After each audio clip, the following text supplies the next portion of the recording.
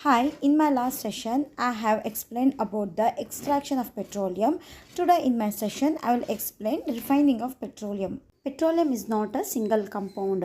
ಪೆಟ್ರೋಲಿಯಮಲ್ಲಿ ಒಂದೇ ಒಂದು ಕಂಪೌಂಡ್ ಮಾತ್ರ ಅಲ್ಲ, ತುಂಬ ಜಾಸ್ತಿ ಕಂಪೌಂಡ್ಸ್ ಇರುತ್ತೆ. ಅದಕ್ಕೆ ಪೆಟ್ರೋಲಿಯಮ್ ನಾವು ರಿಫೈನಿಂಗ್ ಮಾಡ್ತೀವಿ. ರಿಫೈನಿಂಗ್ ಮಾಡಿಬಿಟ್ಟು ಅದರ ಒಳಗಡೆ ಇರೋ ಕಾನ್ಸ್ಟಿಟ್ಯೂಯೆಂಟ್ಸ್ನ ನಾವು ಫಸ್ಟ್ ಸಪ್ರೇಟ್ ಮಾಡ್ತೀವಿ. ಸಪ್ರೇಟ್ ಮಾಡಿದ ಮೇಲೆ ಆ ಕಾನ್ಸ್ಟಿಟ್ಯೂಯೆಂಟ್ಸ್ ಇಂದ ನಾವು ಬೇರೆ ಬೇರೆ ಪ್ರಾಡಕ್ಟ್ಸ್ನ ಮಾಡ್ತೀವಿ. ಪೆಟ್ರೋಲಿಯಂ ಪ್ಯೂರಿಫೈ ಮಾಡೋದಕ್ಕೆ first step is separation of water. ನಿಮ್ಗೆಲ್ಲರಿಗೂ ಗೊತ್ತಿದೆ ಪೆಟ್ರೋಲಿಯಂ ಓಷನ್ ಒಳಗಡೆ ಸಿ ವಾಟರ್ ಒಳಗಡೆ ಫಾರ್ಮೇಷನ್ ಆಗುತ್ತೆ ಅಂತ. ಸೊ ಅದಕ್ಕೆ petroleum is a mixture of oil plus salt water. ಅದಕ್ಕೆ ಫಸ್ಟ್ ಇವಾಗ ಸಾಲ್ಟ್ ವಾಟರ್ನ ಸಪ್ರೇಟ್ ಮಾಡಬೇಕು. ಫಸ್ಟ್ ಸ್ಟೆಪ್ ಸಪ್ರೇಷನ್ ಆಫ್ ವಾಟರಿಂದ. ಇಲ್ಲಿ ನಾವು ಎಲೆಕ್ಟ್ರೋಡ್ಸ್ನ ತಗೊಳ್ತೀವಿ. ಎಲೆಕ್ಟ್ರೋಡ್ಸ್ ಅಂದರೆ ಇದೊಂದು ಎಲೆಕ್ಟ್ರಿಕ್ ಕಂಡಕ್ಟರ್. ಇದು ಎಲೆಕ್ಟ್ರಿಕ್ ಕರೆಂಟ್ನ ಕ್ಯಾರಿ ಮಾಡಿಕೊಂಡು ತೊಗೊಂಡು ಹೋಗುತ್ತೆ ಇಂಟು ನಾನ್ ಮೆಟಾಲಿಕ್ ಸಾಲಿಡ್ ಇರ್ಬೋದು, ಇಲ್ಲಾಂದರೆ ಲಿಕ್ವಿಡ್ ಇರ್ಬೋದು. ಈ ಎಲೆಕ್ಟ್ರೋಡ್ಸ್ ಹೈಲಿ ಚಾರ್ಜ್ಡ್ ಆಗಿರುತ್ತೆ.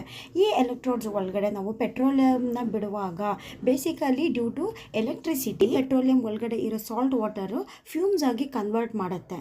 ಅಂದರೆ ನಾವು ಇವಾಪರೇಷನ್ ಅಂತ ಹೇಳ್ತೀವಲ್ಲ, ಆ ಥರ ಇವಾಪರೇಷನ್ ಆಗಿ ಇದು ಒಳಗಡೆ ಇರೋ ಸಾಲ್ಟ್ ವಾಟರ್ನ ಆಚೆ ಹೋಗುತ್ತೆ. ಈ ಥರ ಸಾಲ್ಟ್ ವಾಟರ್ ಪೆಟ್ರೋಲಿಯಮಿಂದ ಸಪ್ರೇಟ್ ಮಾಡ್ತಾರೆ. ಇವಾಗ ಈ ಪೆಟ್ರೋಲಿಯಂ ಒಳಗಡೆ ವಾಟರ್ನ ಸಪ್ರೇಟ್ ಮಾಡಿ ಆಯಿತು. Next step removal of sulphur. ಈ ಪೆಟ್ರೋಲಿಯಂ ಒಳಗಡೆ ಸಲ್ಫರ್ ಇರುತ್ತೆ. ಈ ಸಲ್ಫರ್ ಜೊತೆಯಲ್ಲಿ ಕಾಪರ್ ಆಕ್ಸೈಡ್ನ ಟ್ರೀಟ್ ಮಾಡಿದರೆ ಪೆಟ್ರೋಲ್ನಲ್ಲಿರೋ ಸಲ್ಫರು ಆಮೇಲೆ ಕಾಪರ್ ಆಕ್ಸೈಡ್ನಲ್ಲಿರೋ ಕಾಪರು, ಈ ಕಾಪರು ಆಮೇಲೆ ಈ ಸಲ್ಫರ್ ಎರಡು ಕಂಬೈನ್ ಮಾಡಿಕೊಂಡು ಕಾಪರ್ ಸಲ್ಫೇಟ್ ಮಾಡ್ಕೊಳ್ಳುತ್ತೆ. ಈ ಕಾಪರ್ ಸಲ್ಫೈಟು ಪ್ರೆಸಿಪಿಟೇಟ್ ಫಾರ್ಮಲ್ಲಿ ಇರುತ್ತೆ. ಪ್ರೆಸಿಪಿಟೇಟ್ ಅಂದರೆ ಸಾಲಿಡ್ ಫಾರ್ಮಲ್ಲಿ ಚಿಕ್ಕದು ಕ್ರಿಸ್ಟಲ್ ಥರ ಫಾರ್ಮಲ್ಲಿ ಬರುತ್ತೆ. ಈ ಪ್ರೆಸಿಪಿಟೇಟ್ ಆಚೆ ತೆಗೆದ್ಬಿಟ್ರೆ ಇವಾಗ ಇರೋ ಪೆಟ್ರೋಲಿಯಂ ಸಲ್ಫರ್ ಫ್ರೀ ಆಗಿರುತ್ತೆ. ಇವಾಗ ನಮ್ಮ ಹತ್ರ ಇರೋ ಪೆಟ್ರೋಲಿಯಂ ವಾಟರಿಂದ ಆಮೇಲೆ ಸಲ್ಫರಿಂದ ಫ್ರೀ ಆಗಿದೆ. ಇವಾಗ ಮಿಕ್ಕಿರೋ ಕಾನ್ಸ್ಟಿಟ್ಯೂಯೆಂಟ್ಸ್ನ ಪೆಟ್ರೋಲಿಯಂ ಇಂದ ಸಪ್ರೇಟ್ ಮಾಡಬೇಕು. Already you know that petroleum is not a single compound. ಎರಡು ನಾವು ಸಪ್ರೇಟ್ ಮಾಡಿ ಆಯಿತು. ಸಪ್ರೇಷನ್ ಆಫ್ ವಾಟರ್ ಮಾಡಿ ಆಯಿತು, ಸಪ್ರೇಷನ್ ಆಫ್ ಸಲ್ಫರ್ ಮಾಡಿ ಆಯಿತು. ಇವಾಗ ಬೇರೆ ಕಂಪೌಂಡ್ನ ಸಪ್ರೇಟ್ ಮಾಡೋದಕ್ಕೆ we use fractional distillation process. ಈ ಫ್ರ್ಯಾಕ್ಷನಲ್ ಡಿಸ್ಟಿಲೇಷನ್ ಮಾಡೋದಕ್ಕೆ ಪೆಟ್ರೋಲಿಯಂ ಬಂದು 400 ಡಿಗ್ರಿ ಸೆಲ್ಸಿಯಸ್ ಅಲ್ಲಿ ಬರ್ನ್ ಮಾಡ್ತಾರೆ. ಇಷ್ಟೊಂದು ಹೈ ಟೆಂಪ್ರೇಚರಲ್ಲಿ 400 ಡಿಗ್ರಿ ಸೆಲ್ಸಿಯಸ್ ಅಲ್ಲಿ ಈ ಪೆಟ್ರೋಲಿಯಂನ ಬರ್ನ್ ಮಾಡುವಾಗ ಅದರ ಒಳಗಡೆ ಇರೋ ಕಾನ್ಸ್ಟಿಟ್ಯೂಯೆಂಟ್ಸ್ ಬಂದು ಬಾಯ್ಲಿಂಗ್ ಪಾಯಿಂಟ್ ಹತ್ರ ಹೋಗಿ ರೀಚ್ ಆಗುತ್ತೆ. ಬಾಯ್ಲಿಂಗ್ ಪಾಯಿಂಟ್ ಅಂದರೆ ನಾವು ಯಾವುದೇ ಒಂದು ಲಿಕ್ವಿಡ್ ಹೀಟ್ ಮಾಡುವಾಗ ಅದು ವೇಪರ್ಸ್ ಅಲ್ಲಿ ಹೋಗಿ ಕನ್ವರ್ಟ್ ಆಗುತ್ತೆ. ವಾಟರ್ದು ಬಾಯ್ಲಿಂಗ್ ಪಾಯಿಂಟ್ ಏನಂದ್ರೆ 100 ಡಿಗ್ರಿ ಸೆಲ್ಸಿಯಸ್. 100 ಡಿಗ್ರಿ ಸೆಲ್ಸಿಯಸ್ ತನಕ ಆ ವಾಟರ್ ಬಾಯ್ಲ್ ಆಗ್ತಾ ಇದ್ರೆ ಅಂದ್ರೆ ಅದು ವೇಪರ್ಸ್ ಬರೋಕ್ಕೆ ಸ್ಟಾರ್ಟ್ ಆಗುತ್ತೆ. ಇವಾಗ ಈ ಪೆಟ್ರೋಲಿಯಂ 400 ಡಿಗ್ರಿ ಸೆಲ್ಸಿಯಸ್ ಅಲ್ಲಿ ನಾವು ಹೀಟ್ ಮಾಡಿದ್ಮೇಲೆ ಅದ್ರ ಒಳಗಡೆ ಇರೋ ಕಾನ್ಸ್ಟಿಟ್ಯೂಯೆಂಟ್ಸು ವೇಪರ್ ಅಲ್ಲಿ ಕನ್ವರ್ಟ್ ಆಗಿ ಆಚೆ ಬರೋಕ್ಕೆ ಸ್ಟಾರ್ಟ್ ಆಗುತ್ತೆ. ಈ ವೇಪರ್ಸ್ನ ಅವರು ಆಚೆ ಬಿಡಲ್ಲ. ಈ ವೇಪರ್ಸ್ ಅವರು ಕಲೆಕ್ಟ್ ಮಾಡ್ತಾರೆ. ಎದ್ರಲ್ಲ ಅಂದ್ರೆ ಒಂದು ಫ್ರಾಕ್ಷನೇಟಿಂಗ್ ಕಾಲಮ್ನಲ್ಲಿ ಹಾಕ್ತಾರೆ. ಇದು ಏನಂದ್ರೆ ಒಂದು ಟಾಲ್ ಸಿಲಿಂಡ್ರಿಕಲ್ ಸ್ಟ್ರಕ್ಚರ್ ಆಗಿರುತ್ತೆ. ಈ ಸ್ಟ್ರಕ್ಚರ್ ಒಳಗಡೆ ಹಾರಿಸಾಂಟಲ್ ಶೇಪಲ್ಲಿ ಸ್ಟೇನ್ಲೆಸ್ ಸ್ಟೀಲ್ದು ಟ್ರೇನ ಅಟ್ಯಾಚ್ ಮಾಡಿರ್ತಾರೆ. ಇವಾಗ ಫಾರ್ ಎಕ್ಸಾಂಪಲ್ ನಮ್ಮ ಪೆಟ್ರೋಲಿಯಂನಲ್ಲಿ 4 ಕಾನ್ಸ್ಟಿಟ್ಯೂಯೆಂಟ್ ಇದೆ ಅಂತ ಅಂದ್ಕೊಳ್ಳಿ. ಇವಾಗ ನಾವು ಟೆಂಪ್ರೇಚರ್ ಕೊಡ್ತಾ ಏನಾಗುತ್ತೆ ಅಂದರೆ ಸ್ವಲ್ಪ ಟೆಂಪ್ರೇಚರಲ್ಲೇ ಒಂದು ಕಾನ್ಸ್ಟಿಟ್ಯೂಯೆಂಟು ಆಚೆ ಬರೋಕ್ಕೆ ಸ್ಟಾರ್ಟ್ ಆಗುತ್ತೆ. ಅಂದರೆ ಆ ಕಾನ್ಸ್ಟಿಟ್ಯೂಯೆಂಟ್ಸ್ ಆಚೆ ಬರೋಕ್ಕೆ ತುಂಬ ಟೆಂಪ್ರೇಚರ್ ಬೇಕಾಗಿಲ್ಲ. ಇವಾಗ 400 ಡಿಗ್ರಿಯಲ್ಲಿ ಆ ಪೆಟ್ರೋಲಿಯಂನ ಬರ್ನ್ ಮಾಡ್ತಾ ಇದ್ದಾರೆ ಅಂದರೆ 100 ಡಿಗ್ರಿ ಸೆಲ್ಸಿಯಸ್ ಸಿಕ್ಕಿದ ತಕ್ಷಣವೇ ಒಂದು ಕಾನ್ಸ್ಟಿಟ್ಯೂಯೆಂಟು ಪೇಪರ್ ಫಾರ್ಮಲ್ಲಿ ಆಚೆ ಬಂದು ಫಸ್ಟ್ ಟ್ರೇ ಅಲ್ಲಿ ಹೋಗಿ ಆಕ್ಯುಪೈ ಮಾಡ್ಕೊಳ್ಳುತ್ತೆ. ಅದೇ ಥರ ಸೆಕೆಂಡ್ ಕಾನ್ಸ್ಟಿಟ್ಯೂಯೆಂಟು ಇನ್ನೂ ಒಂದು ಸ್ವಲ್ಪ ಟೆಂಪ್ರೇಚರ್ ಜಾಸ್ತಿ ಆದಮೇಲೆ ಆ ಕಾನ್ಸ್ಟಿಟ್ಯೂಯೆಂಟು ವೇಪರ್ ಫಾರ್ಮಲ್ಲಿ ಆಚೆ ಬಂದು ಸೆಕೆಂಡ್ ಟ್ರೇಲಿ ಹೋಗಿ ಆಕ್ಯುಪೈ ಮಾಡ್ಕೊಳ್ಳುತ್ತೆ. ಇದೇ ಥರ ಕಮ್ಮಿ ಬಾಯ್ಲಿಂಗ್ ಪಾಯಿಂಟಲ್ಲಿ ಇರೋ ಕಾನ್ಸ್ಟಿಟ್ಯೂಯೆಂಟು ಫಸ್ಟ್ ಆಚೆ ಬಂದು ವೇಪರ್ ಫಾರ್ಮಲ್ಲಿ ಆಚೆ ಬಂದು ಹೋಗಿ ಟ್ರೇಯಲ್ಲಿ ಹೋಗಿ ಆಕ್ಯುಪೈ ಮಾಡ್ಕೊಳ್ಳುತ್ತೆ. ಲಾಸ್ಟ್ ಟ್ರೇ ಯಾವಾಗ ಫೀಲ್ ಆಗುತ್ತೆ ಅಂದರೆ ನಾವು ಜಾಸ್ತಿ ಟೆಂಪ್ರೇಚರ್ ಇಟ್ಟಿದ ಮೇಲೆ ಲೈಕ್ 400 ಡಿಗ್ರಿ ತನಕ ಸೆಲ್ಸಿಯಸ್ಸು ಜಾಸ್ತಿ ಇಟ್ಟಿದ ಮೇಲೇ ಆ ಕಾನ್ಸ್ಟಿಟ್ಯೂಯೆಂಟ್ ಆಚೆ ಬರುತ್ತೆ ಅಂದರೆ ಅದು ಬಂದು ಲಾಸ್ಟಲ್ಲಿ ಫೀಲ್ ಆಗುತ್ತೆ. ಇದೆಲ್ಲ ವೇಪರ್ಸು ಕಲೆಕ್ಟ್ ಮಾಡ್ಕೊಂಡು ನಾವು ಕಂಡೆನ್ಸ್ ಮಾಡ್ತೀವಿ. ಈ ವೇಪರ್ಸು 400 ಡಿಗ್ರಿ ಸೆಲ್ಸಿಯಸ್ ತನಕ ಬರ್ನ್ ಆಗುವಾಗ ಒಂದು ಸ್ವಲ್ಪ ಕೆಳಗಡೆ ರೆಸಿಡ್ಯೂ ಕೂಡ ಉಳ್ಕೊಳ್ಳುತ್ತೆ. ಆ ರೆಸಿಡ್ಯೂಗೆ ನಾವು ಲುಬ್ರಿಕೇಟಿಂಗ್ ಆಯಿಲ್ ಇಲ್ಲಾಂದರೆ ಪ್ಯಾರಾಫಿನ್ ವ್ಯಾಕ್ಸ್ ಅಂತ ಹೇಳ್ತೀವಿ. ಇವಾಗ ಫ್ರಾಕ್ಷನೇಟಿಂಗ್ ಕಾಲಮ್ನಲ್ಲಿ ವೇಪರ್ಸ್ನ ಕಂಡೆನ್ಸ್ ಮಾಡಿ ಆದಮೇಲೆ ಇಲ್ಲೊಂದು ರಫ್ ಡಯಾಗ್ರಾಮ್ ನಾನು ಮಾಡಿದ್ದೀನಿ. ಇದರಲ್ಲಿ ನಿಮಗೆ ನೋಡಿದ್ರೆ ಗೊತ್ತಾಗುತ್ತೆ. ಕಂಡೆನ್ಸ್ ಮಾಡಿ ಆದಮೇಲೆ ಹೇಗೆ ನಿಮಗೆ ಬೇರೆ ಬೇರೆ ಪ್ರಾಡಕ್ಟ್ ಸಿಗುತ್ತೆ ಅಂತ. ಇಲ್ಲಿ ಎಲ್ಲದಕ್ಕಿಂತ ಮೇಲೆ ಗ್ಯಾಸ್ ಸಿಗುತ್ತೆ. ಈ ಗ್ಯಾಸ್ಗೆ ನಾವು ಪೆಟ್ರೋಲಿಯಂ ಗ್ಯಾಸ್ ಅಂತ ಕೂಡ ಹೇಳ್ತೀವಿ. ಈ ಪೆಟ್ರೋಲಿಯಂ ಗ್ಯಾಸ್ನ ಲಿಕ್ವಿಫೈಡ್ ಮಾಡಿ ತುಂಬ ಕಾಂಪ್ರೆಸ್ ಮಾಡಿ ಕಂಡೆನ್ಸ್ ಮಾಡಿ ಲಿಕ್ವಿಫೈಡ್ ಪೆಟ್ರೋಲಿಯಂ ಗ್ಯಾಸ್ ಅಂತ ಹೇಳ್ತಾರೆ. ಈ ಲಿಕ್ವಿಫೈಡ್ ಪೆಟ್ರೋಲಿಯಂ ಪೆಟ್ರೋಲಿಯಂ ಗ್ಯಾಸ್ಗೆ ನಾವು LPG ಗ್ಯಾಸ್ ಅಂತ ಹೇಳ್ತೀವಿ. ನಿಮ್ಮ ಮನೆಯಲ್ಲಿ ಸಿಲಿಂಡರ್ ಇದೆಯಲ್ಲ, ಆ ಸಿಲಿಂಡರಲ್ಲಿ ಇರೋ ಗ್ಯಾಸು ಇದೇ LPG ಗ್ಯಾಸು.